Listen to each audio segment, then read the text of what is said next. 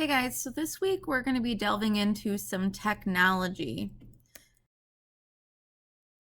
And we have been for the last 5 weeks at least talking about claim, evidence, and reasoning and figuring out what you know, how you know what you know, and what evidence you can use to support you. So this helps you explain your ideas about why you think what you think. Now, I know you've also been working on this in global studies, and this is really helpful for us because we use the same format. So, whereas you have been coming up with a claim, evidence, reasoning, and some outside information to write your paragraphs about your documents in global studies, information to the English classroom so that you can write your first ELA paper. Now, we're just going to do it document by document, but in the end, what we're preparing for is the Regents test. So let's talk. Is there such a thing as too much technology? And this week, although it's going to be divided into multiple days, we're going to talk about smartphones, store rewards, super cameras, magic bands, mannequins, and even Boys and girls of every age, would you like to see something strange? Come, would you like to see something strange? Come with talk about is Everyone, smartphone please, tracking. now not so fast. There's something Your here mobile that phone is you an excellent don't device for quite tracking your grasp. shopping route. So retailers and malls are beginning to monitor all visitors' cell signals, which help create the heat maps that glow red where the most foot traffic is. It's perfect for showing where the best place displays, in-store ads, and high-margin merchandise. The retailer tracking systems can identify individual shoppers by monitoring your phone's international mobile subscriber identification number, which is constantly transmitted from all cell phones to their service providers, or media access control address, transmitted when the device's Wi-Fi is enabled, which is the default setting on most devices. That phone ID lets stores know when you shop, not just today, but also every day your ID signal comes back in that range. So say you go into the mall, and once it gets that signal from you, then it knows when you go back to the mall again. So what's creepy about it? Cisco, the technology giant, is testing a system at an undisclosed store. It automatically detects your mobile device and connects you to the retailer's free Wi-Fi network. Once the customer gets on the network, he is opted in, and the privacy concerns are allayed, says Suya Helia, general manager of Cisco's wireless networking group. This allows the retailer to keep you on the store's network, which can also detect when you search other online sellers for lower prices. The retailer is not controlling, but it's managing the flow of information, and the shopper sees the retail brand as helping her shop, says John Stein, director of Internet Business Solutions at Cisco. That's not necessarily bad for shoppers. For example, if you check prices online while you're in the store, you might get messages that the store will match the lower prices you find. What's in it for you? Stores can use the information to improve service. Also, you can get coupons and discounts. Our research shows consumers don't trust retailers with their personal information, but if an attractive offer is made, they'll give it, Hatu says. Who's using it? Lots of retailers and malls have Wi-Fi networks. So you might not even think about this one, but if you have personal email or you get text alerts, when you're going into these stores, you're automatically using their Wi-Fi, then they're automatically able to give you this information. So there's some pros and cons.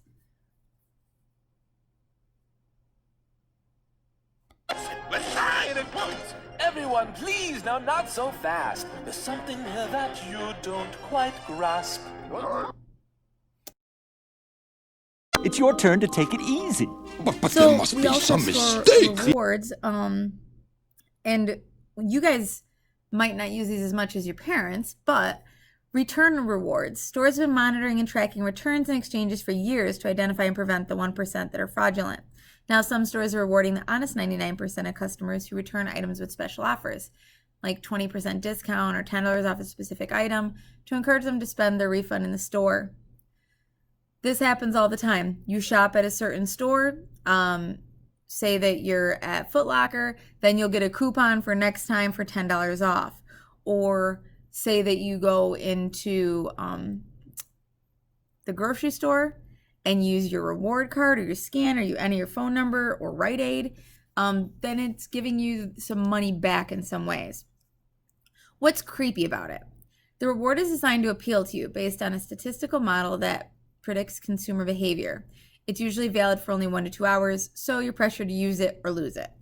The offer works to serve the retailer needs. As a result, the deals might be on stuff that's about to be marked down for clearance anyway, or for a brand that you don't usually prefer. What's in it for you? Money-saving opportunities. If you can resist buying stuff you don't need, who's using them? The retail equation, which markets the system to stores, did not return the repeated phone calls. So we don't know everybody who's using these, but we know that lots of stores use store rewards. Confidence in you. But it seems Super wrong spy to cams. me. Very wrong. No, that sounds kind of crazy. But these are just high-resolution video cameras that monitor all areas in and outside of the store.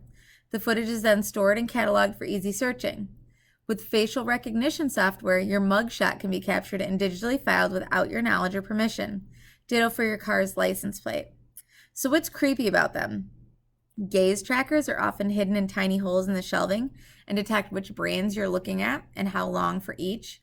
There are even mannequins whose eyes are cameras that detect age, sex, ethnicity, and facial expressions for passersby, which we'll get into more tomorrow.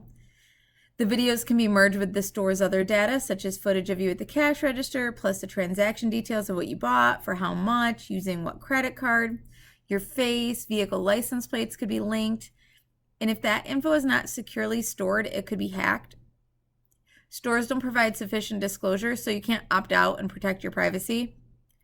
Last October, the Federal Trade Commission recommended clear disclosure to customers. Security standards for stored video and customer output or consent in certain circumstances. So what's in it for you? Stores use video customer counts to set staffing and reduce cashier line backups.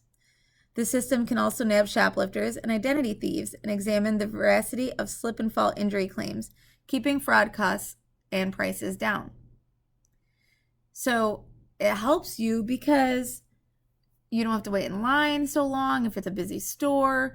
And if people aren't stealing, then you're able to keep the price down of the goods and then you're getting a better price. Who's using them? Most of the big chains are trying video analytics, says Robert Hetu, research director for retailing at Gartner, an investment research firm. But retailers want their own privacy. Macy's, for example, employs video analytics according to printed promotional materials from Cisco, a maker of such systems. But Macy's spokeswoman didn't return our repeated calls for comment. A Target spokesperson refused to comment about the store's use of video analytics and other tools, even though its privacy policy states that retailers collect information recorded by in-store cameras. So it's very likely that everywhere you're going, you are being recorded. Confidence in you. But it seems wrong to me. Very wrong. Dream, but you And must magic believe bands. So when I know tell everything you sucks this. right now because It's as we are in real as my pandemic and you skull, can't go enough and to it Disney. does But if you exist. have been to Disney, Here. if you look at the picture below, you'll see that you should have gotten a magic band. Now, this article is from a couple of years ago, and now the magic bands are even better. But these are magic bands from a senior trip for Mrs. Hill, myself, and Mrs. McGarrah when we went students from the senior class. So what magic bands are a all-in-one device that allows you to effortlessly access the plans and vacation choices that you've made with Disney. So they're colorful, they're waterproof, they just snap on like a bracelet or a Fitbit. Kind of have the same texturing band as if you have an Apple Watch. And you can use your magic band to unlock your door for your hotel room, to get into the parks, to check in fast passes for certain rides, to connect to the Disney Photo Pass images in your account so you can see everything that's coming up from the photos that you've done. And you can even charge food and merchandise right to your room if you're staying on the Disney resort. So these are super convenient and awesome. You can get them customized now where you can get like characters to slide onto your bands in different colors. But some people are a little worried. It's an easily tracked world after all. Disney parks are getting RFID-enabled magic bands. While many people are agonizing over how closely kids are tracked online, tracking of the little ones in the offline world is taking a Mickey Mouse-sized leap forward. The New York Times reports that Disney parks will introduce ID bracelets this spring. They'll make tickets, hotel keys, cash, and credit cards as unnecessary for its visitors as pants are for Donald Duck. Disney asked FCC approval for the digital transmitters in the fall, including the photo at the right in their application. Disney calls them Magic Bands and is rolling them out as part of the vacation management system called My Magic Plus, because apparently incredible investments in technological tracking abilities are magical. Once loaded with the visitor's personal information and credit card numbers, the bands can be used to buy things, to access hotel rooms, and to get on wait line lists. Convenient. Disney will also be able to use the bands to track everything people do in the parks and personalize entertainment for them. Orwellian, says the Daily Kos. The New York Times, which reports the new bands may cost Disney up to $1 billion to roll out for its 30 million annual visitors. Parts of My Magic Plus will allow Disney for the first time to track guest behavior in minute detail. Did you buy a balloon? What attractions did you ride and when? Did you shake Goofy's hand but snub Snow White? If you fully use My Magic Plus, databases will be watching, allowing Disney to refine its offerings and customize its marketing messages. So, magic bands, super convenient, easy, fast, lots of benefits, but every single decision that you make is being tracked.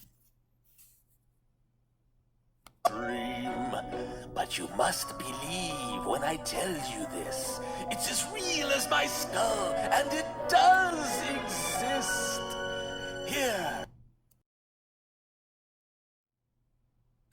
So that's it for day 1, and we'll resume back day 2 with mannequins and microchipping.